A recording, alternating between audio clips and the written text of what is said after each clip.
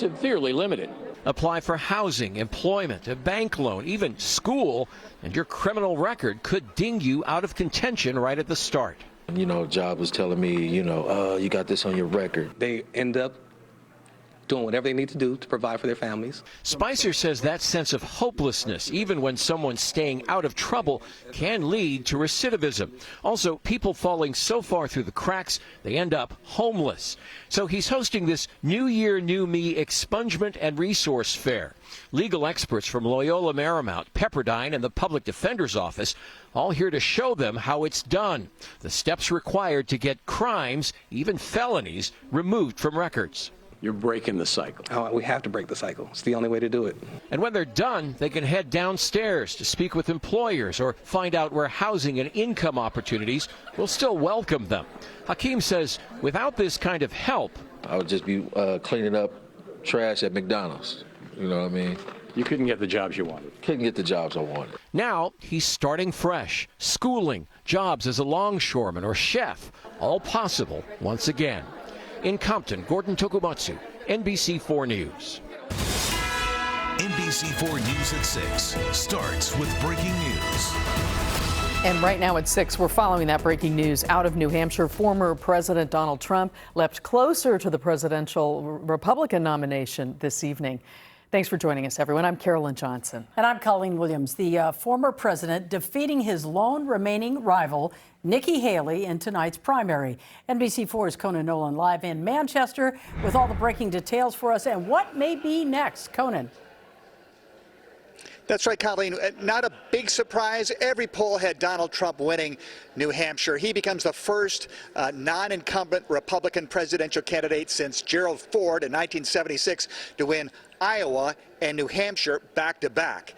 However, this wasn't a 30-point margin, as was Iowa. It's about an 8-point margin right now. Nikki Haley keeping it in single digits. That is sort of a moral victory for her if it stays that way.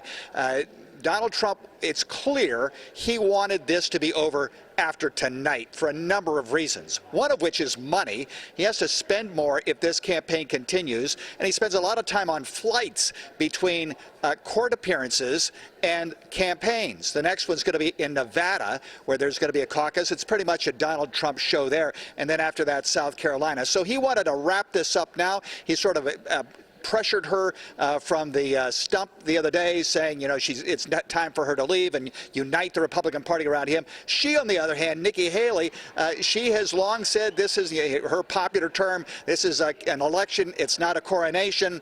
You got to fight for it. You got to earn it. This is just the start. It's not the end. And she's obviously hoping that something will happen between now and South Carolina at the end of next month that could change the nature of the race, because frankly, she's not winning with Republican voters. She won most of the independent voters who were allowed to vote in this election. Now, we heard from Nikki Haley just moments ago. Here's what she had to say. New Hampshire is first in the nation. It is not the last in the nation.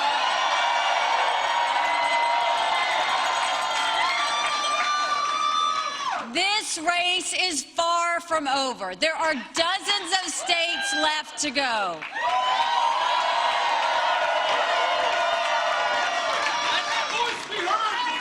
And the next one is my sweet state of South Carolina.